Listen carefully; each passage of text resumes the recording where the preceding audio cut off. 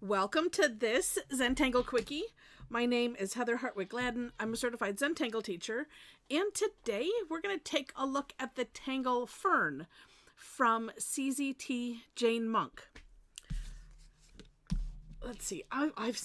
This one's been around for a while, and it just re-caught my eye. I think I'll do this on the diagonal. Really neat. And maybe what attracted me to it, like all of a sudden, is that it's kind of a silhouette. It makes me think of, is it damsel leaf? Is it, what was the other one? Bayberry. There's another one. There's like a small handful that are like this. And I'm like, ooh, this will be neat. And it's October, so maybe, it can find its way if you're, doing some, I like to call them spooky tangles or something like that. This could fit in quite well. All right. I'm going to start it with the 01, but I was tempted to just do it with the larger pen because I'm going to end up filling it in anyway. So I'm just going to draw, let's get a nice big one up here to start with. And so a curved line, however you want it to be. And really steps 1 and 2, it can all be done in one stroke. I know I separated it on my version of the step out just for the visual of it.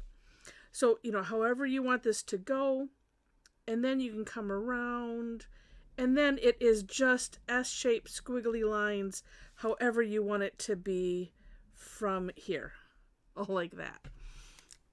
I try not to think about it at all. And let me point out also one thing, because I found this on Tangle Patterns, and I'll put the link there as well, because in that, she has, a lot of times what Linda does is she'll have her blurb about it, her little thumbnail, and then you find where a link within the verbiage, because it usually says, says right here, Jane illustrates the steps for drawing her tangle pattern Fern here, and the here is in pink, and that's the link for you to click. I'll put both of them there just for your convenience, but I always like to look at what Linda does in her step out. But she makes a point of, you could do this opposite of what we're going to do right now. So like you could do a bunch of these and then fill in the background, and it would still be really neat. So there is a thought. I'm going to do it this way, though. Yeah, so I'm just going to sort of trace over what I did and fill it in. And then we'll add, I'll add some more on here. And because it's like this, we don't have to, there's really no shading to worry about, except though, you could do like a drop shadow or something like that if you wanted to. I'm going to do this maybe smart and maybe from the bottom, because then my hand, if you're using a thicker pen, you just have to be wary of where your hand goes and that it doesn't land in the more juicy, because it's a thicker pen, and then you get fingerprints all over the place. We don't want that. So anyway, neat tangle. I got a piece of something flew out of there.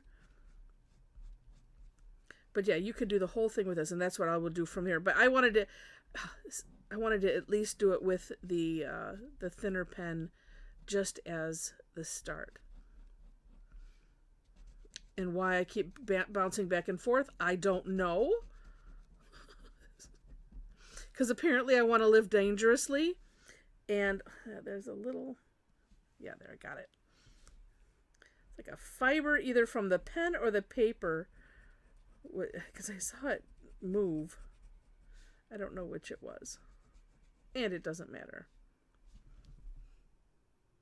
It's neat looking. And, it's more neat once it's all filled in. It is, like I said, it's just cool. I could just do a couple others. Let's do one going to the back. And so, you do them however you wish to do them. And the beauty of the fact that we're filling it in just says that if you need to do something else. Like, oh, for instance here, maybe I want to bring this out a little bit more. Oh, look at, I can just do that. As long as you're going bigger, you can course correct with the fill-in. So that is just nice. So neat Tangle. And this is going to be one of an actual quickie where it seems like they usually are been around 10-15 minutes, sometimes a little bit longer. I do believe in just going as long as need be. However long it is how long it is, and that's that. So while I'm filling this in, and I think I'll add another one over here. If you are enjoying this, and this is one to take a hand stretch break every so often if you're doing a lot of them.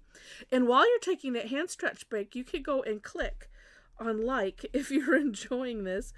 And if you liked it enough to see more, would love to have you be a subscriber to the channel.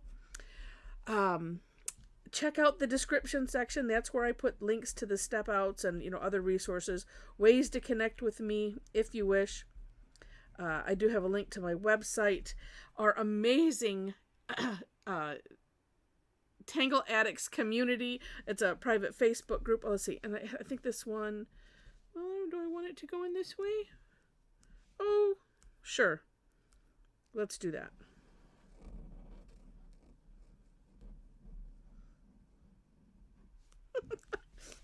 Oh, it's just fun to not think about it. And who would think that is so much of an effort to just not think and just do? But I know that there's at least a couple people that know exactly what I mean. So anyway, if you would like to be a part of a bigger conversation with all fun things Zentangle, we'd love to have you join us on the private group. There are, 4 questions that have to be answered to gain entry. It's an amazing group of people that have gathered over the last several years. And it's such a nice, fun, safe, I've been using that word. I don't know why that it's just striking me to use that word. It's just a nice place. Well, no, I guess it's because every once in a while, people, especially when they're new, they're like, oh, I'm so afraid to post. Don't be afraid to post. I don't care if you think you drew it like with your toes or something. Don't worry about it. Just post it. Tell us about you. Become part of the family. That's what we're there for. And, and let us be the judge. That's what I joke. Let us be the judge if it's, because we're not going to tell you that anything is bad. Because nothing is. Oh, I'm just going to leave this like this. I think I'm going to leave this like this. No, I'm not. Did you love my decisiveness? Let's see. Let's use what's left on the tortillon. I'm going to put just a little bit of graphite, just kind of in those open spaces, just random-ish. I'm not trying to make a drop shadow or anything. You could barely see it. Oh yeah, let me just turn the thing over. That will bring us some. And it is a really good idea, if you've not heard me say it before, every so often, when you want to have some light graphite, just use what's left on the tortillon. Then it helps to eliminate the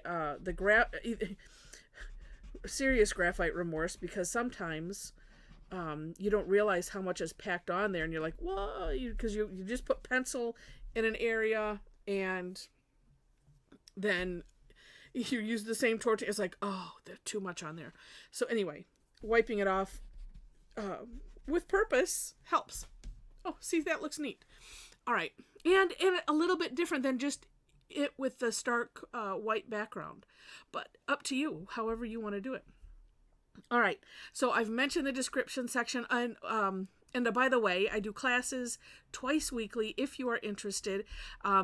I almost hesitate to call them classes, like our Tangle time. We'd do something like this where we'll share a Tangle or two and play with it. We'll look at, I share my screen, share what's, we talk through the Tangle, talk through the step outs, look at whatever samples are available, and that helps you decide how you might want to, play with it. Some people just use a sketchbook, and they're just playing with it to figure it out and things, and not make it something that looks like it's a finished work.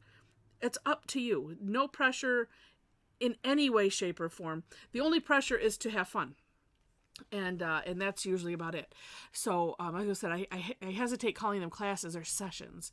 That's what I like to call them. But anyway, either way, come join us. Thursday Tangle Times are free. I have classes that are on Tuesdays that are generally that have some sort of a fee, or I have one that's a club member exclusive. You can check out all that information on my website. If you have questions, do let me know.